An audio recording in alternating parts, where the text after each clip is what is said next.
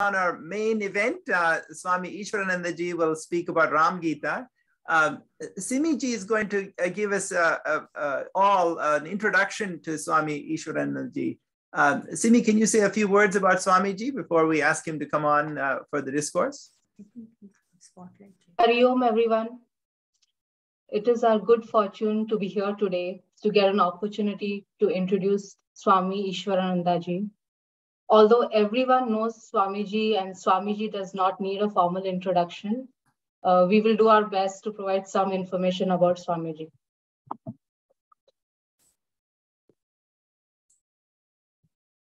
Inspired by Puja Gurudev Swami Chinmayananda, Swamiji left the field of technology a long time ago and joined Sandeepani Sadhanalaya in Mumbai.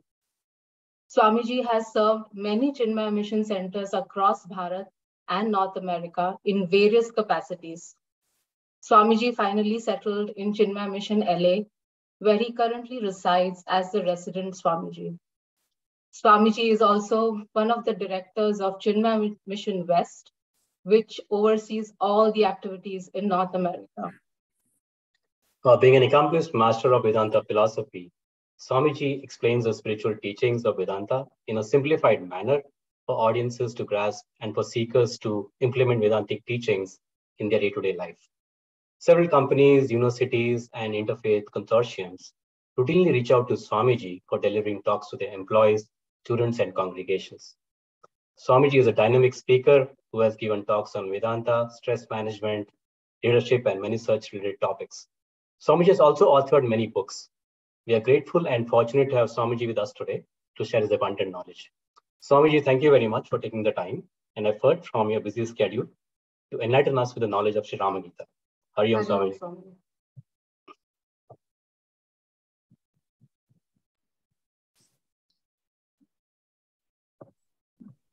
Hari Om, Swamiji.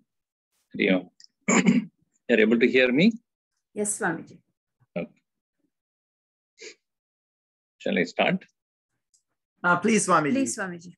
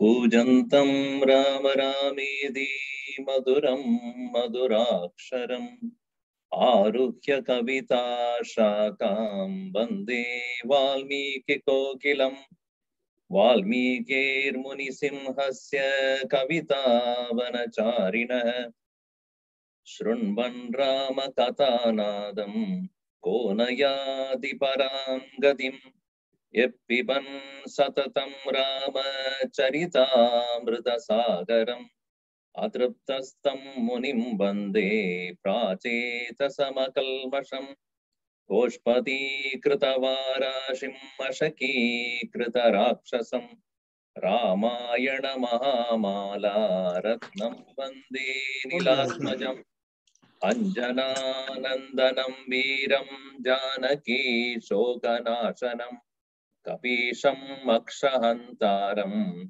Vande Lanka Bhayankaram Manojavam Marutatulya Vegam Jitendriyam Buddhimatam Varishtam Vadatmajam Vanarayuta Mukhyam Sri Ramadutam Shirasa Namami Yatra Yatra Raghunatha Kirtanam Tatra Tatra Kritamasthakaanjalim Bashpavari Paripurna Lochanam Marutim Namadarakshasantakam Valmiki Giri Sambhuta Rama Sagara Gamini Punadi Bhuvanam Punya Ramayana Mahanadi Veda Vedye Pare Pumsi Jate Dasharadatmaje Veda Pracheta Sadasid Sakshat Ramayanatmana Apatam Apahartaram Dataram Sarva Sampadam Lokabhiramam Sri Ramam Bhuyo Bhuyo Namamyaham Arthanam Artihantaram Bhitanam Bhitinashanam Vishatam Kaladandam Tam Ramachandram Namamyaham Sannadha Kabachi Kadgi Chapabana Yuva Gachan Mamagrato Nityam Ramapadu Salakshmanaha Namako Dandahastaya Sandhi Kritasharaya Cha Kandida Kila Daityaya Ramaya Pannivarini Ramaya Ramabhadraya Ramachandraya Vedase Raghunathaya Nathaya Sitaya Padaye Namaha Agrada Prishtadaschaiva Parshvadascha Mahabalau Akarna Purna Dhanvano Rakshetam Rama Lakshmano Mangalam Kosalendraya Mahaniya Gunabdhaye Chakravarti Tanujaya Sarvabhaumaya Mangalam.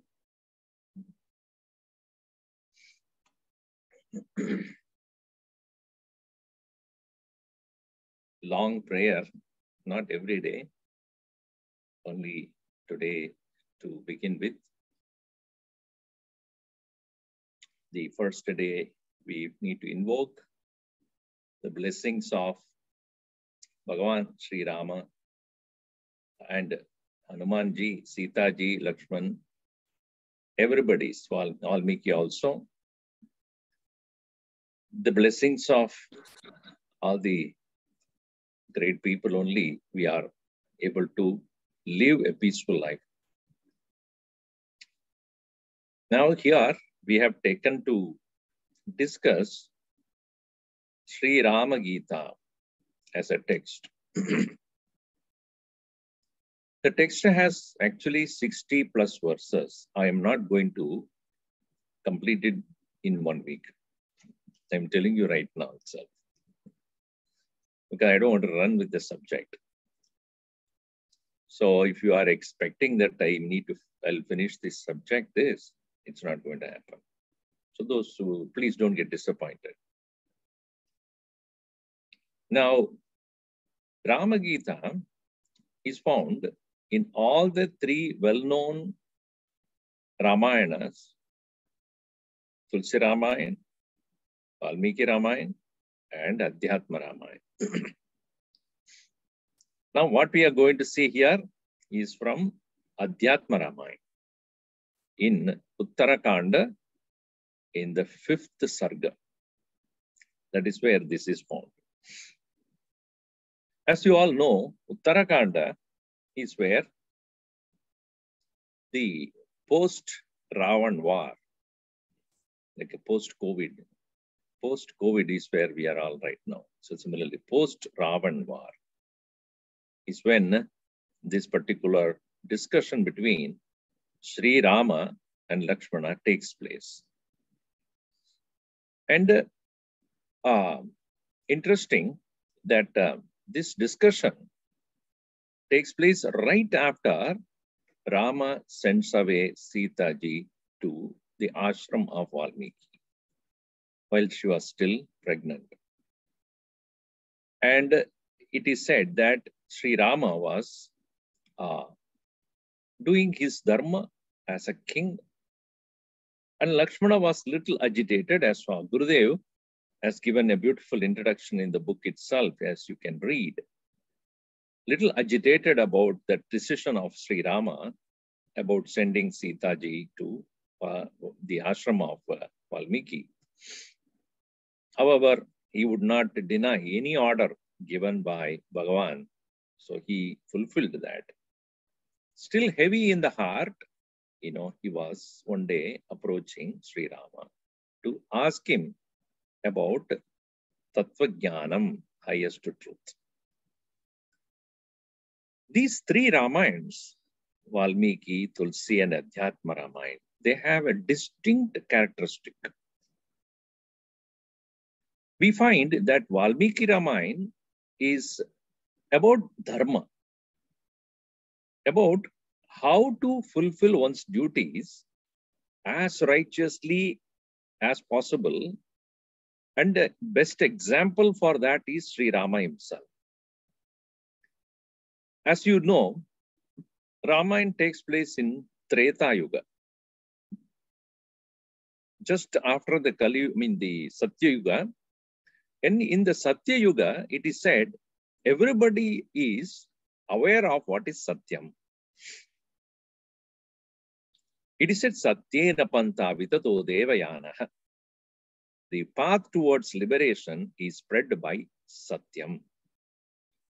Therefore, people who lived at that particular Yuga, they were very aware of what is Satyam, what is true. And they conducted themselves also with utmost righteousness.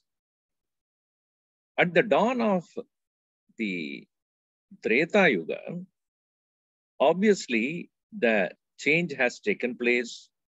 And the change being, people are aware of Satya, what is to be done, but there are other influences have started to creep in.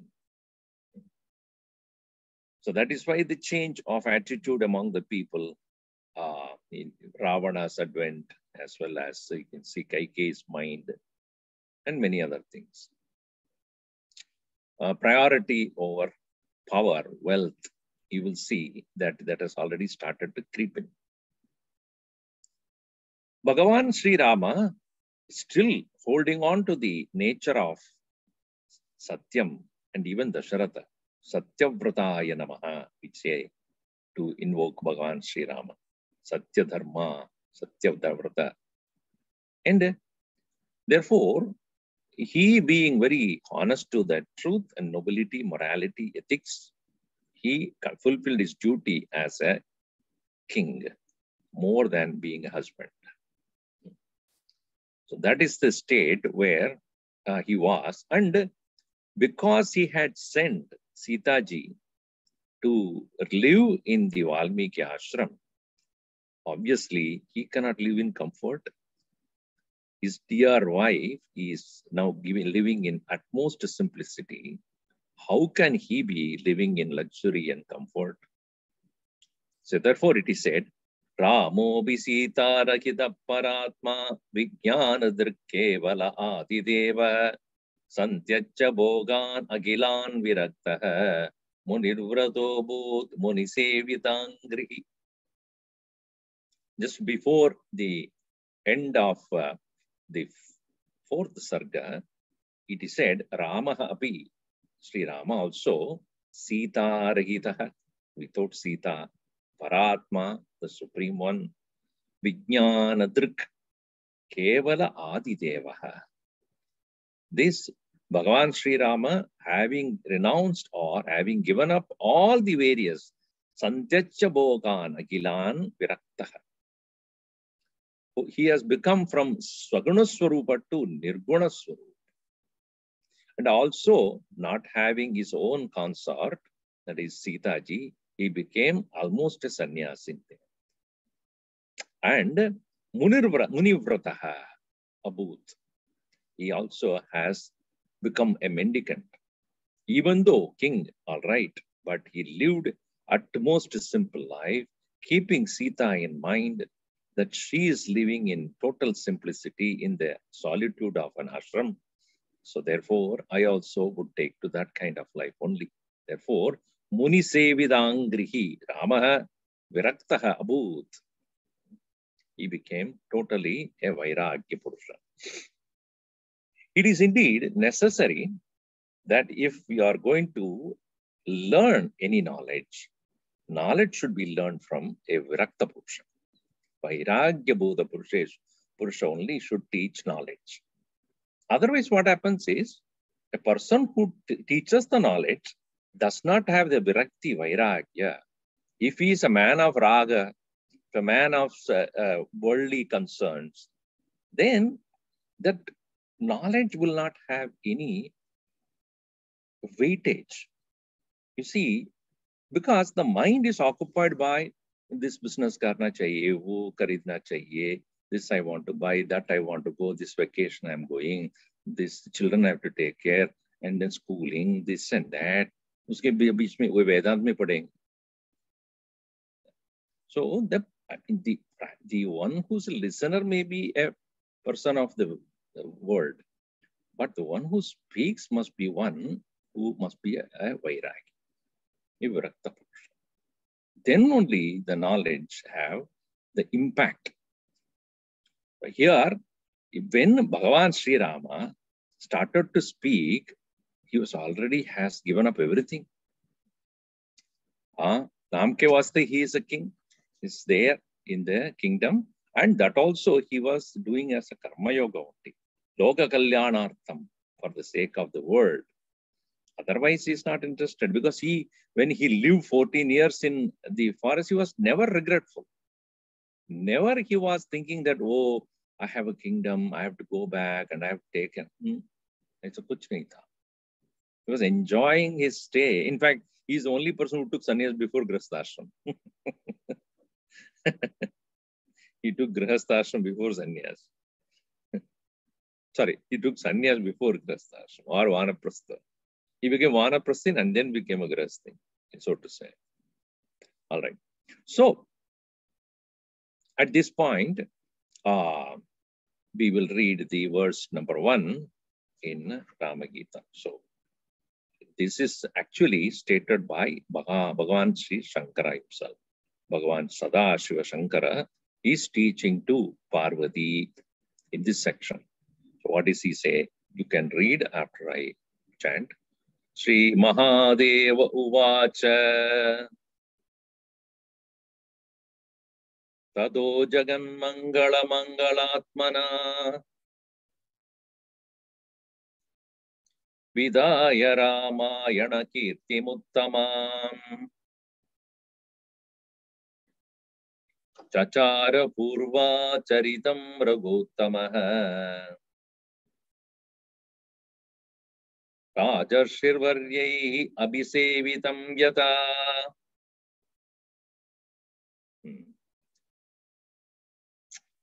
Sri Mahadeva Uvacha. Bhagavan Shiva is now speaking to Parvati about the glory of Sri Rama. He is always into deep meditation. And what is he thinking about? This lotus feet of Sri Rama. And Parvati knows all the time Sri Rama is being continuously meditated upon by Bhagavan Shiva. And therefore, Tataha means here, thereafter, Jagan Mangala Mangalatmana, Jagan Mangala, for the blessings of the world. How? Mangala Atmana, Mangala Rupena, Mangala Murti Rupena, as the form of a Mangala Murti, auspicious form, Vidaya, having taken up that particular form, Ramayana Kirtim Uttamam Purva Acharitam Raghutamaha Chachara. So, Sri Rama, having completed his task of avatar, for what is the avatar for? To take care of the problem of the Devatas, that is to extinguish the power of Ravana. That was the purpose. And Uttamam Kirtim, the supreme glory of Ramayana, he established in this world, established for the human being to get inspired. Ramayana Kirtim Uttamam Vidaya Jagan Mangala Mangalatmana, in the form of a very auspicious being, he who is Purva Acharitam Chachara. Purva Acharitam Chachara, meaning he, having taken up that form of Ramayana itself. It says Ramayana is none other than Brahman of Vedas. That is what is stated as the Brahman in the Upanishad. It itself is Rama. And the Vedye Pare Pumsi Jate Dasharathatmani Veda Pracheta Samasid Sakshat Ramayanatmana. Ramayana Atmana, Bhagavan Rama is none other than Brahman. And Vedas have taken the form of Ramayana. So that is why it is said that very nature or the very substratum or essence of Ramayana is none other than the same essence of the Vedas. So Purvacharya, Raguttamaha, Rajarshi Abhisevitam Yata. Yata, in the same way as it is Abhisevitam. Abhisevitam, continuously being worshipped. Rajarshi Varyayi, the best of the best of the saints. Rajaha Scha Rishischa Rajarshi. The kingly saints worshipped by the kingly saints, royal saints, in his own dynasty. So this very Sri Rama, this introduction of Sri Rama is done by Mahadeva Shiva, such a Rama who has thus completed his task of avataram for which he has come. Now the glory of the universe is being maintained by Sri Rama through his own presence there in the world. So at that point, when Sri Rama living in isolation, solitude, in palace only, when a person is living like that, he's most of the time mauni, quiet. Mauni means what? Mananashilavan mauni. A person in contemplation is always quiet, not unnecessarily talking. And when people go to such people also, to great Mahatmas, when they are keeping quiet, you should not disturb. And if at all you want to get anything out of them, ask them about the knowledge, not anything else. So Lakshmana, one day, he decided to go and submit himself and ask few questions from Sri Ram. Answers he wanted for some questions. But before that, to break the silence, he started to ask, tell me about the story of a particular king. So what is that story? So he's now asking, see the verse number 2 here. Saumitrina Pashtavutara Buddhina Rama Kata Praha Puradani Shubha Rajya Pramattasya Nrigasya Shapataha Vijasya Tiryaktvam Ataha Ragavaha Udara Buddhina Saumitrina Prishtaha Ramaha. Rama is asked by the Sumitra Putra, Saumitrina, Udara Buddhina. Udara means large-hearted person. Udara Hridaya. So Bhagavan Krishna also says that all my devotees are men of great large-heartedness. Meaning, these bhaktas, devotees, are always people of great forgiveness, charity, sacrifice, austerity, and ready to accommodate people in spite of mistakes. That is called Udara Buddhi. Udara Buddhi means where a person does not keep thinking about little discomforts of life or misunderstanding. So all those things you don't brood, because the mind should be free. Mind should not go on thinking about he said that, she said this, this is. Then such a mind is not ready for anything else. It is living in such a narrow mental world of its own commotions and emotions. Udara Hridaya. So Udara Hridaya means Udara Buddhi means a person of large heartedness or open-mindedness, ready to accept different points of views. That is the nature of Lakshmana. Saumitrina Udara Buddhina Prishtaha Rama. Rama, the one who was asked by Sumitra Putra. What? Some story he asked. What is the story? Pramattasya nrigasya shapadaha rajnah kata puratani shubha kata. Kata, the story of a king who had defaulted. He made a mistake. His name was Nriga. And he was cursed by a Brahmana, two Brahmanas actually. Dvijasya prashapadaha.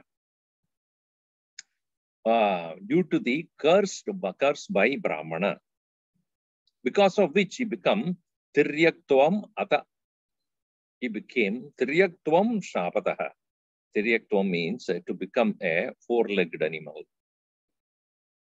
Gurudev used to say, those whose mind are equal to their heart and those whose speech, mind, heart and action, they are in one line, they are called Mahatmas, they are called really human beings.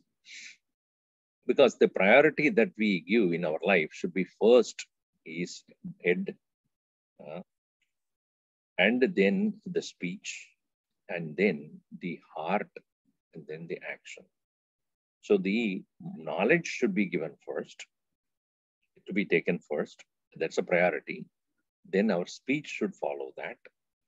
Our heart should follow the speech, and action should follow that. Then we are vertical beings. When our priority is the same for Udara Charitanam tu, people who have Udara Charita is, as they say is what they do, what they think is what they say is what they do. First thinking and saying and doing. The feeling comes in between. Manasi ekam, vajasi ekam, karmani ekam, mahatmanaha, udara charitanam karma. So many people live in this world. First is, they give priority to what can give them immediate pleasure. So you go upside down. Body first, then comes speech, and then comes thinking. Many times after we do a thing, then we start thinking about it. I should not have done that. After saying something, we start regretting. Arre, pehle socho, first think, and then you say, and then you do. So, tiryag means those who are so fond of getting things done according to their own whims and fancies. So he was cursed to be that. What happened was, he was a noble person, no doubt. A person who was doing all the various dharmic action only, this king. And it so happened that when he gave, and during those times, the wealth is distributed in terms of cows. Cows are wealth. So cows were given to Brahmanas by the king. And so he was giving away. And one Brahmana came and took all the cows that he was donated. He was taking it. And it so happened, one cow strayed away and went back into the king's backyard. This Brahmana could not notice it or did not notice it.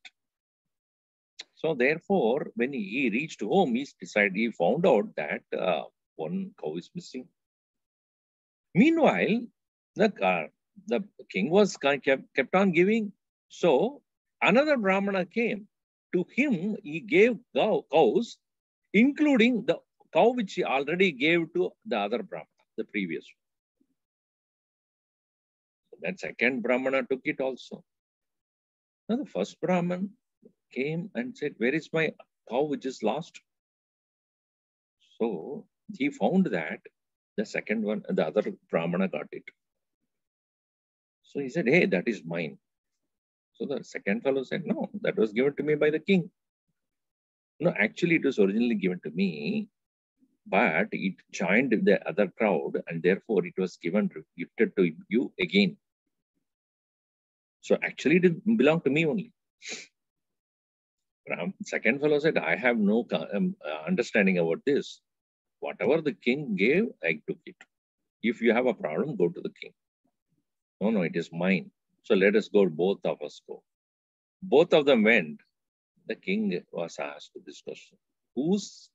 Whom this cow belonged to? To the first person or the second person? The king could not say anything because for the first person also he said, yes, I gave it to you, therefore it belonged to you only. The second person, but you gave it to me. Yeah, I gave it to you, therefore it belongs to you also. Both of them got very upset. You have to tell me, who is a judge? A judge should be one who should decide on one thing or the other. He cannot say yes to both the defendant and the accused. You are also right. You are also right. Then what happens in judgment? Who gets the result? So they got very upset and said, you are saying for him also it belongs. And for the second fellow also it belongs. For me also, for him also. What does it mean? So they cursed him, saying that become a chameleon. Chameleon means that one which changes color. You might have seen, what you call in Hindi or any other language. So if it is on a it's a green leaf, it will turn itself to become green. If it is on a brown, the branch of a tree, it will turn to become brown. Whichever be the proximate color, it will become that. Girgit, somebody said, Girgit or Jirigit, I don't know. Yeah, it must be. So Girgit, I don't know how the word is derived. So changing color according to the situation, and the king therefore was cursed, you become that. Now, why he's asking this question, this is interesting. Why is he asking? Thing is, in our life, dharma or satyam is not to be compromised. Satyam should not be compromised. Dharma should not be compromised. Why I'm saying this is, yesterday, Sunday, I was visiting a Balviyar class, and one student asked this question. Swamiji, they were studying Ramayana. Swamiji, tell me, sending or putting Sita into the fire by Rama, is it justified? Many of you have the same question, I'm sure about that. Don't you all have that question? So, I said, I'm not a lawyer of Rama to defend him. Don't ask me to defend him. I am not representing him. But let us understand the situation this way. Let us take the standpoints. What standpoint Rama should take, you tell me. As a husband or as a king? If he takes the standpoint of a husband, then he would not definitely would have done that. If he takes the standpoint of a king, he had to make that particular move, without which he cannot be the king. I said, the boy said, how is it you are telling that? He said, see, he had waited all the way and came all the way to Lanka to rescue her, only to put her on a fire or what? Think about it. As a husband, he was so fond of Sita, And he brought the entire army to fight with the terrible war with Ravana. For what sake? To put her in the fire.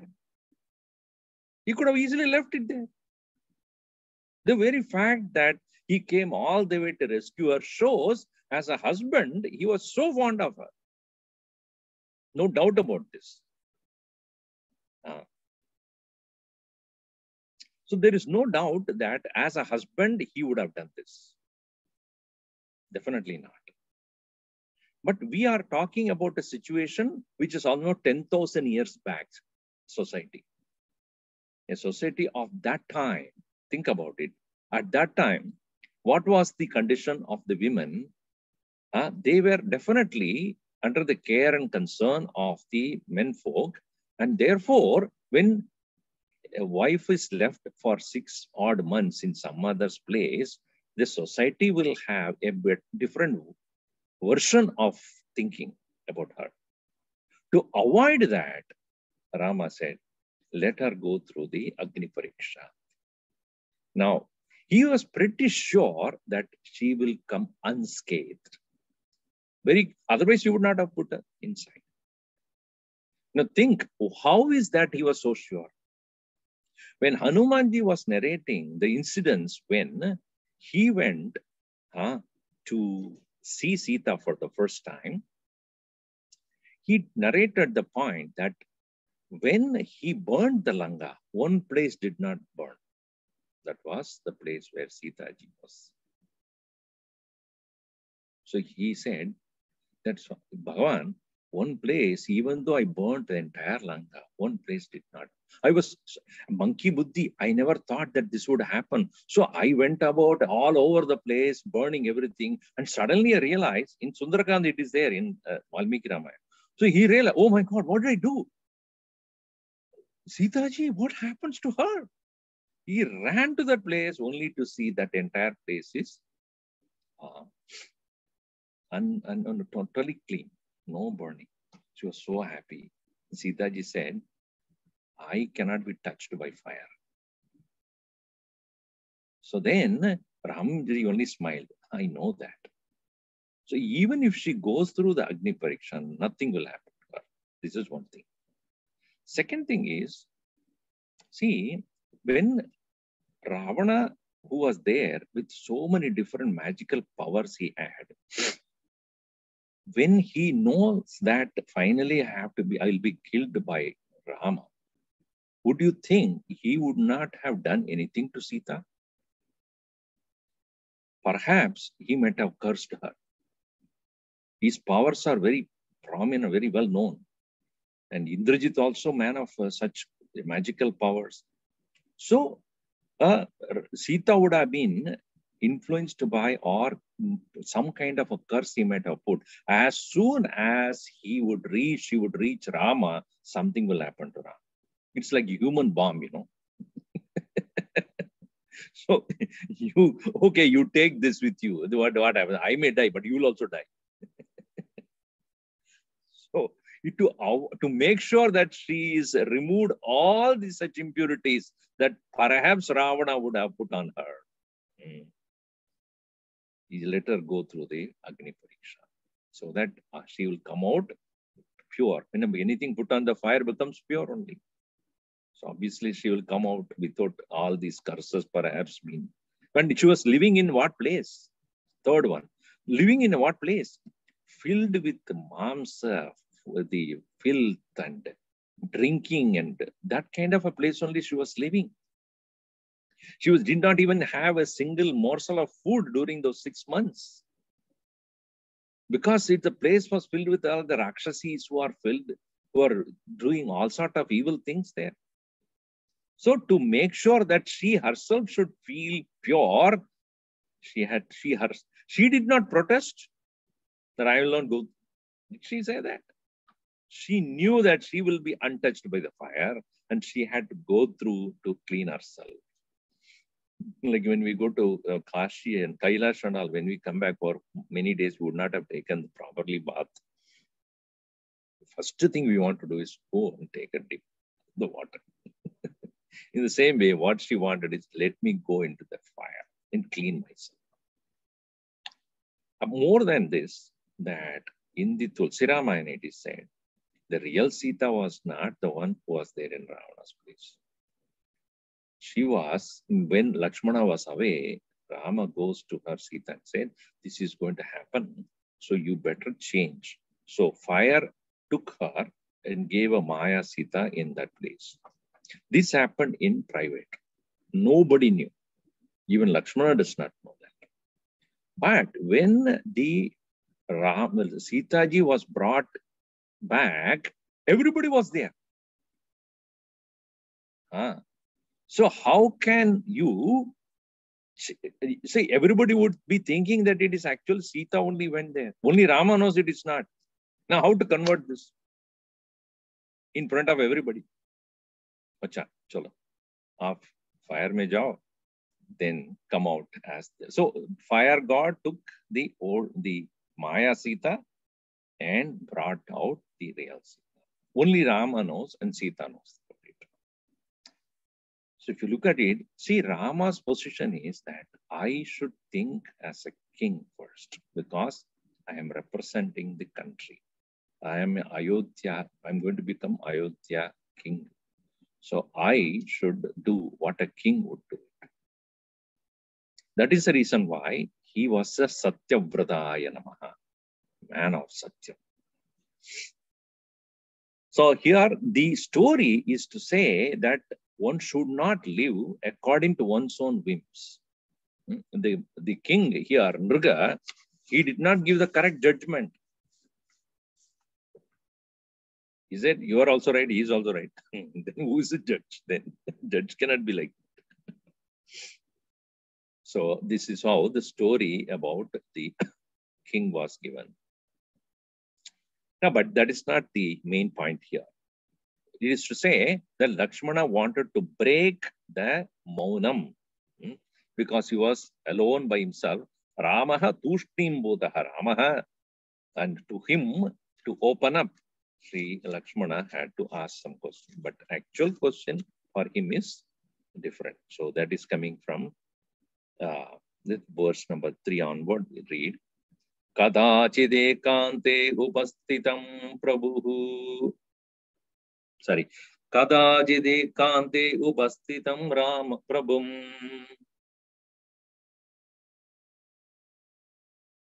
Ramam Rama Lalita Pada Pangajam.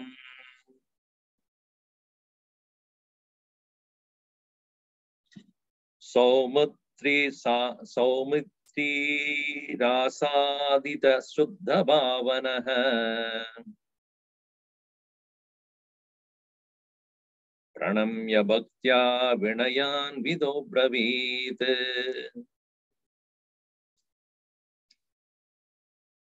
Kadachit, at some time, ekante in solitude. Anyajana varjita deshaha kalaha. A place or time where anyajana varjita, a place where others are not there.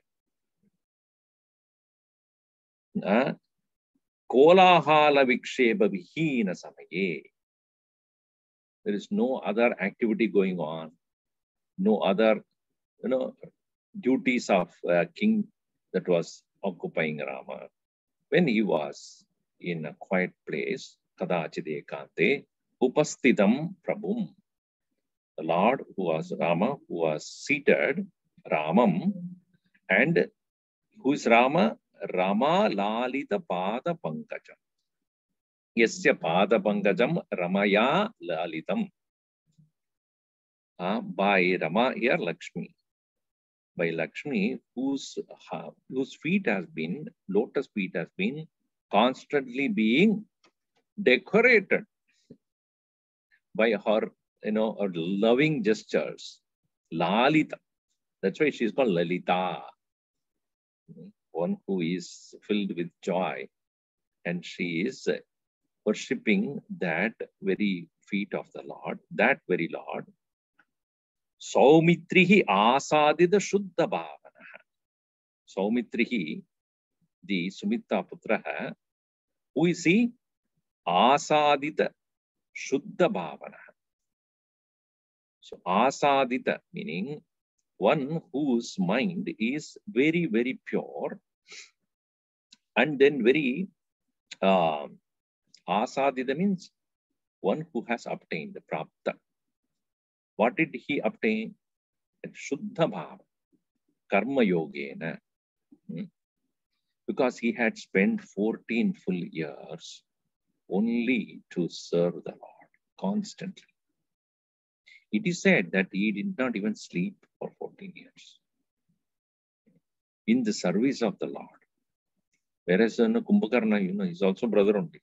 What did he do? 6 months only sleep. 6 months eating, 6 months sleeping. That is one brother. This is another brother who did not even sleep for 14 years, continuously serving the Lord. So what other karma yoga you can expect? What is the nature of karma yoga? Ishwararpidam na ichaya kridam karma. Chitta shodhakam. Mukti sadhakam. Shuddha bhavana. The mind which is so pure, and one who has obtained that purity, bhaktya pranamya. Having saluted his feet, that very feet of Sri Rama, with so much of devotion. See, pranam karte hue, and two kinds of pranam. Pranam, aisa kar sakte ho, right? Or you fall at the feet. Wo bhi pranam hai. So the falling at the feet is called pranipada. Pranipada, prakarshena nipadati. Nipatanam means to fall. So namaskar, when you do bar a person whom you don't know, it's a karma. So in our Hindu culture, even for anybody, whether old or young, we do the same thing, right? If it's a young man also, namaskar. If it's an elderly person also, namaskar. To Bhagavan also same namaskar. But each one of them have got a different, one is a greeting. Namaskar. Namaskaromi. Namaha karomi. Then when you do for the Lord, don't do this. You must fall at the feet of the Lord. Or when you're doing to the Guru, you should do pranipad. Shirasa bhaktya pranamya. So one should fall at the feet. That is a true namaskar. Because with the Guru or to Bhagavan, what you are offering through that pranam or namaskar is your ego.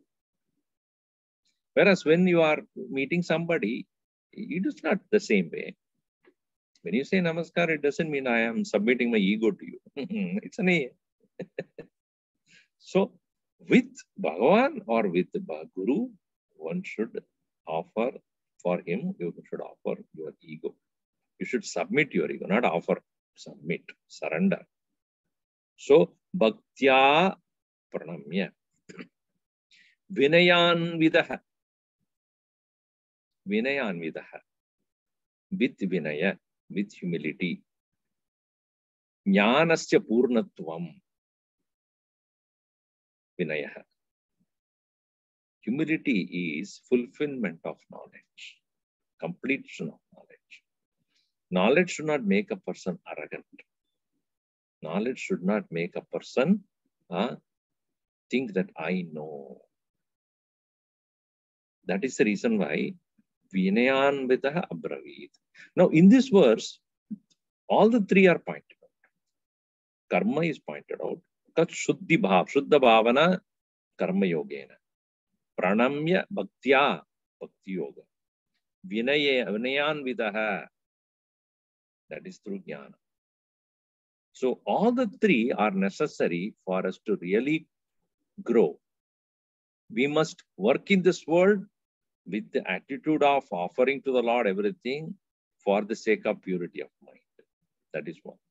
Then we are to submit to the Lord, our ego, to the Gurus with the devotion. Then we should then ask the right question to gain the correct knowledge, and for which one has to have, even at the beginning of knowledge, also humility, and at the while gaining the knowledge, more humility. Vinayanvidaha saumitrihi asadida shuddha bhavanaha pranamya bhaktya abravit. He asked this question to the Lord, who was sitting all by himself, alone. So, such a person alone, Satya Sumitra Putra alone, is a true adhikari jnanasya. He is alone considered as the true qualified student for this knowledge. First of all, to gain this knowledge, one must know the nature of the Guru. One must accept Guru as Dayalu, a man of compassion, Shrotriyaha, one who has gained knowledge from scriptures, and Brahmanishtaha, one who has abidance in the self. So here he's first telling why I am here, why I am here in front of you, and what I am here to ask from you.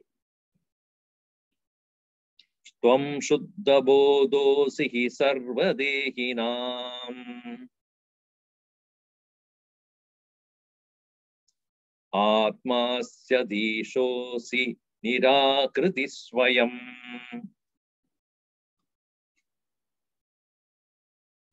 pratiyase jnana drisham mahamate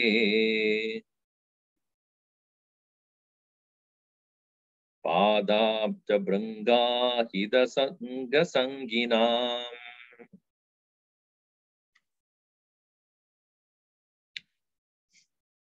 First thing is, he says, hey Mahamate, oh one who has Mahamati. Maha means like Mahatman, a man of high wisdom, supreme wisdom. Mahamati becomes in Sambodhana. Sambodhana becomes Mahamate. Oh, you who are most wise, Tvam Shuddha Bodhasi. You have the purest knowledge. Thing is, knowledge is always pure. Knowledge is always pure. Akashavad, like space. But when the knowledge is passing through a selfish mind, it becomes Ashuddha. Knowledge cannot be sold. Knowledge cannot be transacted. Knowledge is not a commercial venture. If you are selling knowledge, then you think money is greater than knowledge, is it not? When I sell something, the money that I get out of it is greater than what I'm selling. If I'm selling you a book, then that book has less value for me than the money. So, how can knowledge be sold? Knowledge can be only shared, cannot be sold.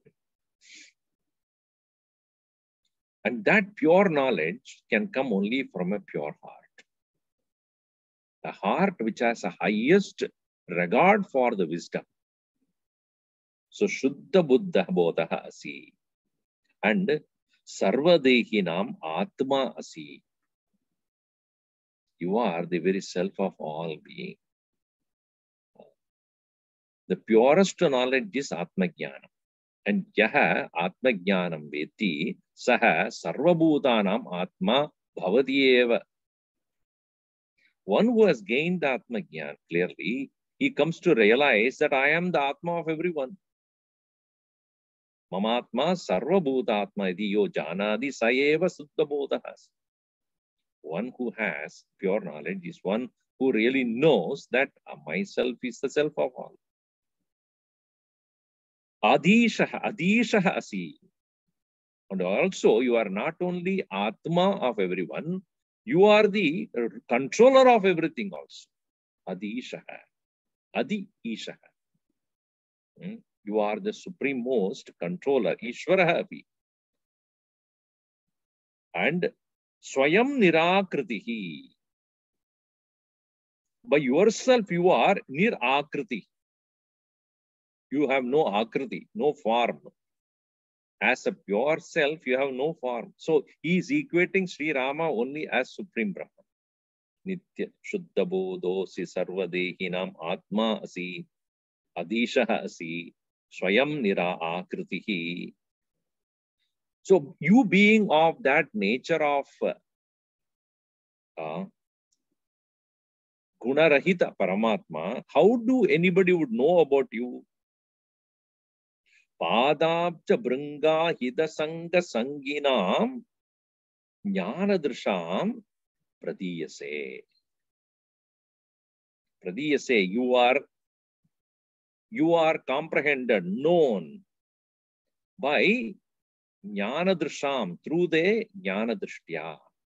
Those who have Jnanadrishti, they are called Jnanadrisham. Who are those? Padabja Bringahita Sanga Sangina. Those who have placed their mind at your lotus feet, like that of the bees that are hovering around the lotus, like they continuously present near the lotus, which has all the makaranda, like that, ahida sangi sangina, those who are sanga sangina, bhakta sangina, those who are constantly in the association of the devotees of the Lord, they are called the bees. The bees that are continuously hovering around the lotus feet of the Lord. You know, this is no exaggeration. Why I'm saying this is, when Gurudev used to come to any city for that matter, you do not know where people come from. No idea. You have not seen them at all. They may not come to regular activities, etc. The moment Gurudev lands, from somewhere and all, everywhere people start coming in, and then they hang around. Like that, then I remember that like the flower is there, you don't need to invite the bees. Do you have to? Flower is open, all of you please come.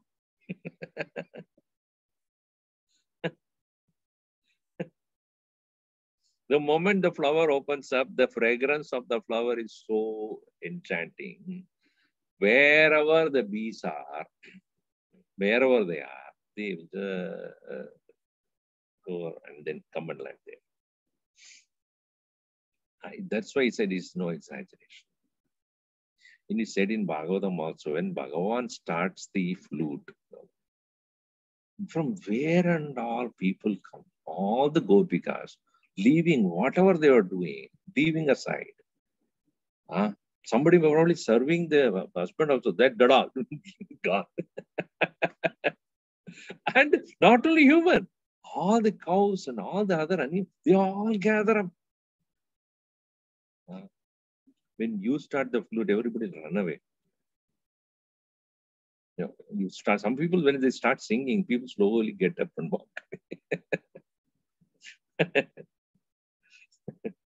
Here, Bhagavan's feet is constantly worshipped by those people, Sanga Sanginam Padapchara Bringa Ahita, placed where the bees are placing themselves at the lotus feet of the Lord, like the bees that are there in the lotus. These Mahatmas, they see how Jnana Drisham Pradiyase. You are revealed. You are revealed for, you are available for those who are having Jnana Drishti. That's why in Gita also it's Pashyanti Jnana Chakshushaha Vimudana Anupashyanti Pashyanti Jnana Chakshushaha. Vimudahana Anupashyanti. They cannot see this. Pashyanti Jnana Chakshushaha. That's why in many places Pashyan Napina Pashyati Modahe. Shankaracharya says Udara Nimittam Mahukutaveshaha. So even though you can see, they cannot see because they do not have the jnana drishti. So who are you? Shuddha bodha asi, sarvadehinam atma asi, adishaha asi, swayam nirakritihi. Even though you are invisible, but yes, you are visible to those Mahatmas. Such is your nature. So, having praised, he asked the question, why do I come to you now, or what do I want? We'll read this, verse number 5. Aham prapannosmi padambujam prabho bhavapavargam tava yogi bhavitam yadanjasa jnanam aparavaridim Sukham tarishyami tadanushadimam.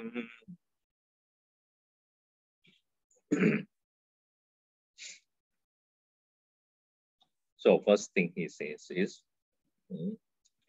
Hey Prabhu, O Lord,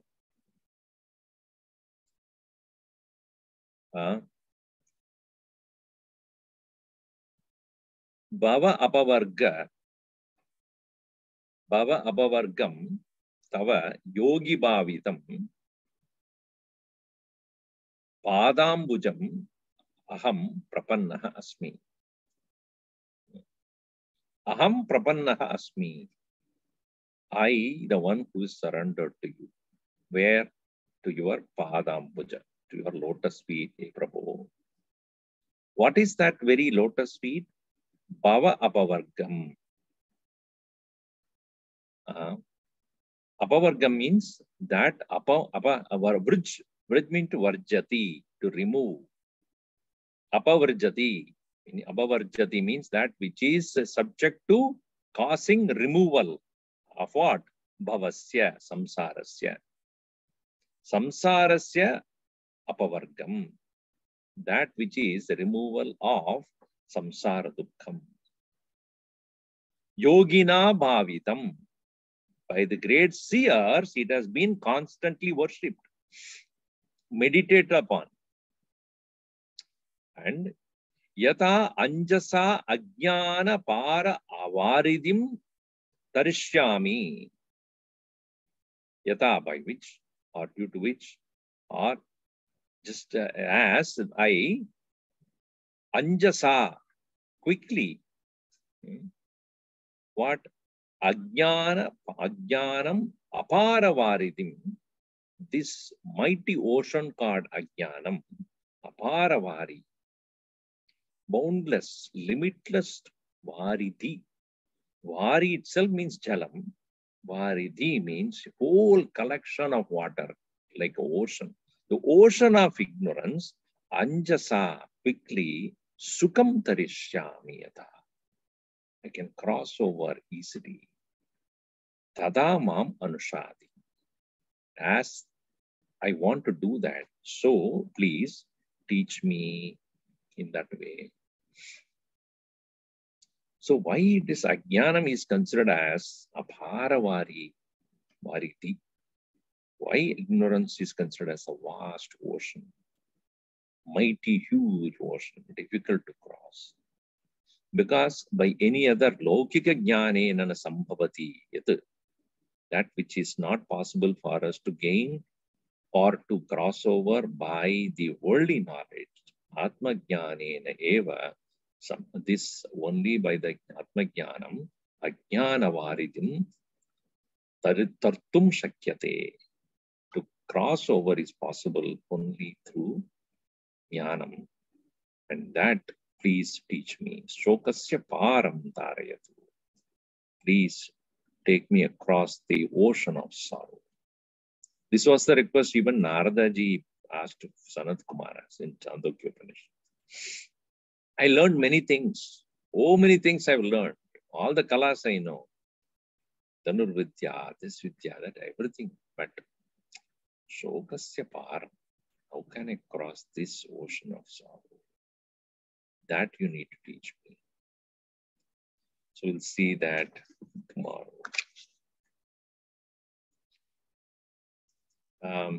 Yeah, any questions anybody has? Because 15 minutes of question answer session. Hari Om Swamiji, there is one question in the question box so far. Okay. I can read it out actually. Hold on. It is not in the chat, so you please have to read it. Oh, there is a, let me see here. Okay. Oh, there is only form for me. Yeah, we just put the link just now for people so that they can start using the form, Swamiji. From tomorrow onwards, they can enter the questions in there. But I have the question with me for now. Sure. So this is from Usha Karumuri. So her question is about, so pure consciousness or Atman is the source of all, but it cannot manifest without Maya or cannot be experienced without the reflected consciousness. So what is the purpose of pure consciousness without these? For example, what is the use of like a movie screen without the movie, kind of a question? See,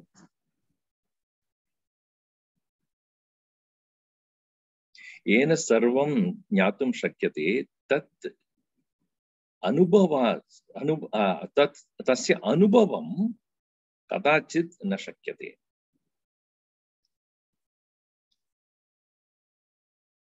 That by which you experience everything cannot be experienced like an object. You know, the point is that, like, I see through my eyes, but can you see the eyes? Huh? Now you see, I cannot deny also at the same time. By which I am seeing, can I deny that?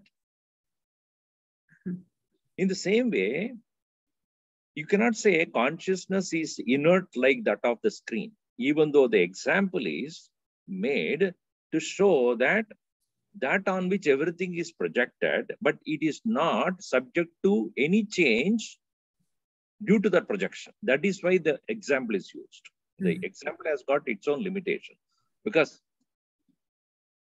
aprameya paramatma, incomprehensible presence of the Lord or supreme truth, cannot be explained in any example. The examples are to explain a particular aspect of it. In the example of screen and the projection, the intention of that very example is, even though the projection takes place on the screen is unaffected by the projection. That is why it is used. Not that Paramatma is like an inert screen, you know. For what purpose is that if there is no projection? Question is correct, but you must understand that the example is given for a particular reason. All right. Now, so if I cannot see my eyes, can I deny what I see? I am seeing, though I cannot see by which I am seeing. Yet chakshusana pashyati, yena chakshumshi pashyati, tadeva brahmatvam. So therefore, one cannot say that because I do not have experience of the awareness, therefore, awareness is not there. I cannot say that. Nor it is not necessary also, I cannot say that. Because yena sarvam janati, by which alone you see everything or know everything, tam kena pashyati. This is a question raised in Upanishad also. That by which you are experiencing everything, how can anybody know it or see it as an object? In Kathopanishad it is said, Ena rupam rasam gandham shabdan sparshanscha maidunan.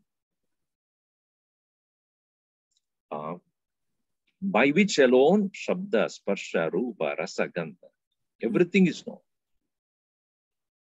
Ena rupam rasam gandham shabdan sparshanscha maidunan.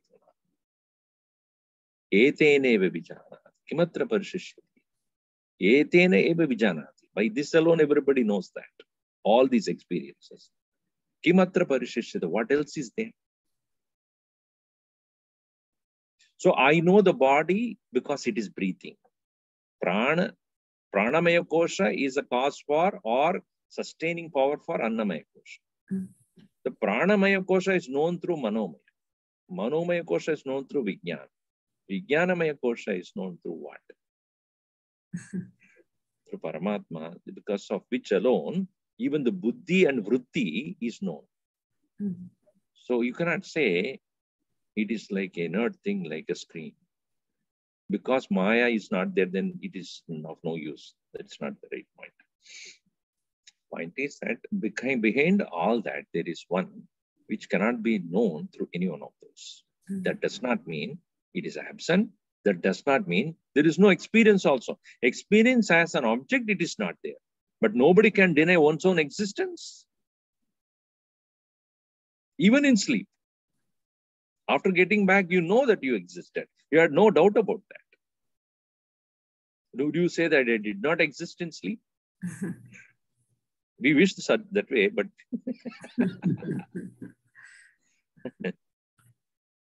yeah.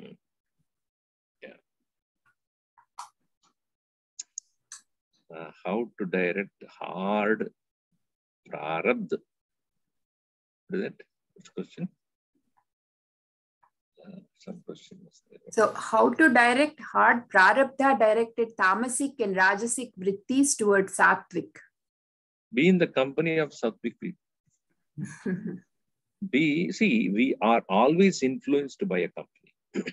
Company does not mean people alone. Satsanga does not mean only physical being or persons. A pustakam or a grantha also is satsanga also. And also doing the, being in the thought of Bhagavan or doing a puja is also satsanga only. Anything that brings sattva, anything that is of the nature of purity, anything that is unpolluted, anything that does not create negativity in your mind, be in that company. So, the prarabdha will not be attenuated until it is experienced. Prarabdha karma, what you call, only by experience it will go away. Bhogena kshiyate. So, prarabdha prarabdham tu bhogena kshiyate. Prarabdha will go away only by experience. Other things like sanchitam tada agami karmani jnanat kshiyante. Those two can be overcome by knowledge, but prarabdha cannot be overcome by knowledge alone. But knowledge helps you to overcome the influence of prarabdha. It would not affect you or it would not disturb you. It will be there. By the company of sattva, you will be able to have the strength to face it. It is like nobody can say, I will not get old. But how you want to get old is decided by you only. How you want to face it. How, as Gurudev would say, cheerfully face the old age. Don't drag yourself.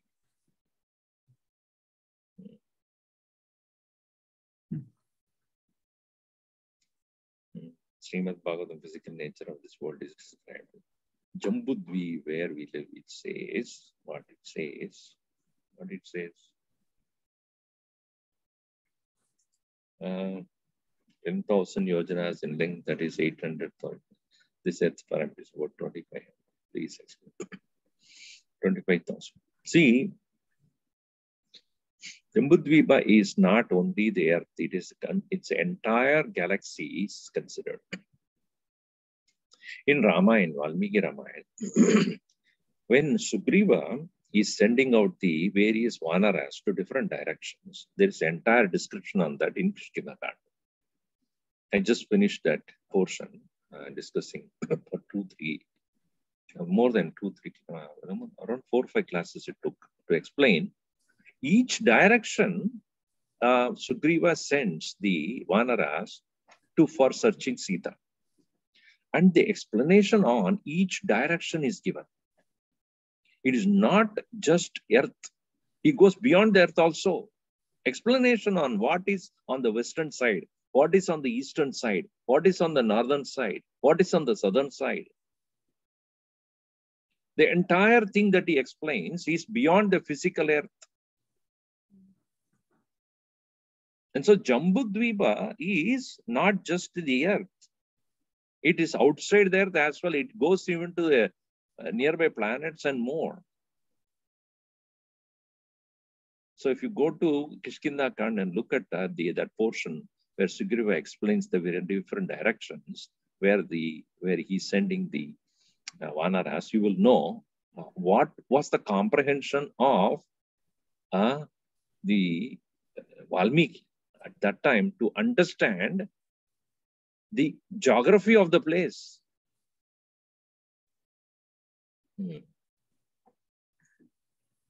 So it is not just the earth. So you understand that it's much more than that. Hariom, if anyone else have one more question time we have, if you want to just ask. Otherwise, please try to submit questions ahead of time in the link we provided today. So tomorrow we can ask Swamiji also. Okay. Role of Kirtan Bhajan in Myanmar. See, somebody spoke about this part, a very interesting one. In Bhagavad, there are 3 kinds of Shravanam is spoken about. Pehla Shravan Jnana Prapti ke liye. Tadviti Pranipadena Pariprashnena Sevaya Upadekshanti Te Jnanam. Jnanidah Tattvadarshana. Jnana Prapti ke liye Shravan Sadhan avashya hai. For the sake of gaining the knowledge, you need Shravana. This is the first one. दूसरा श्रवण होता है ज्ञान निष्ठा के लिए. तो आपने सुना है, you have listened to it, but firmness has not come. Abidance has not happened. So listening itself is निष्ठा. मैंने उपनिषद पढ़ा, but I understood also. But then when I start listening to the same Upanishad from some other angle or more clarification that comes from another Mahatma or a great person or a man of knowledge, even he or she speaks, then that knowledge which you already heard, you become steady in that. It is like when you're listening to music, you are a person of music. Let us say you learned music. But when somebody sings, you see the nuances of it. Oh, this way he moves. Oh, this way he moves. Oh, wow. So you become, then comes third stage is Shravana leading to Ramana. Shravanat Ramana. You know, when you start enjoying what is being spoken, in the sense that you start reveling in it. So Kirtan is a form of revelry in Bhagavan's memory. Smriti of Bhagavan should become also again the same way. First, when you are listening to bhajans, it is to invoke devotion in you. Further, it maintains the devotional attitude. Then as you proceed further, it becomes a great revelry. Mahatmas like Purandradas, Surdas, Tyagaraj, etc. The Kirtan karte hue hi uska samadhi bhi ho gaya. Those people, by just Kirtan only, they went to samadhi. They just went into the state of ecstasy. Isn't it? When we sing, nothing happens. As they said, people run away from us. So, but they revel in that. So, Kirtan is not just for singing. So, people who have gained the knowledge also, when they gain the true devotion to that knowledge, they gain true devotion to Bhagavan also. And when they listen to the glories of the Lord sung in such beautiful ways.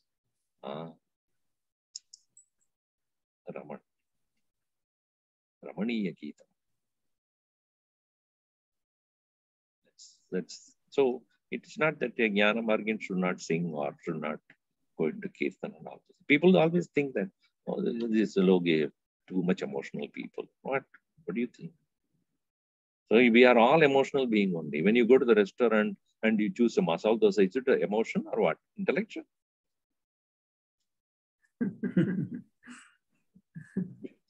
Most of our decisions are emotional only, not intellectual.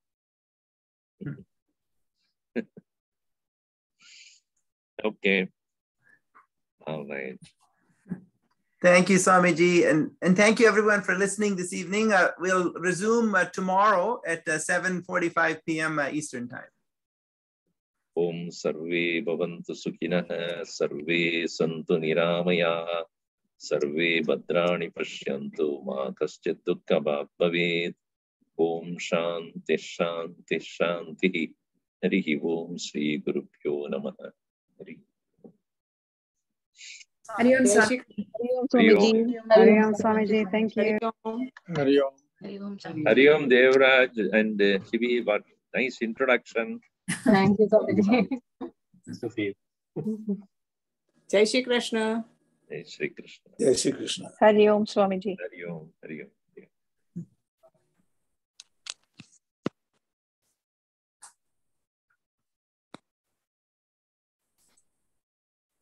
Thank you, Simi. Raj. Thank you for the opportunity, Apna. Thank you. Hari Om.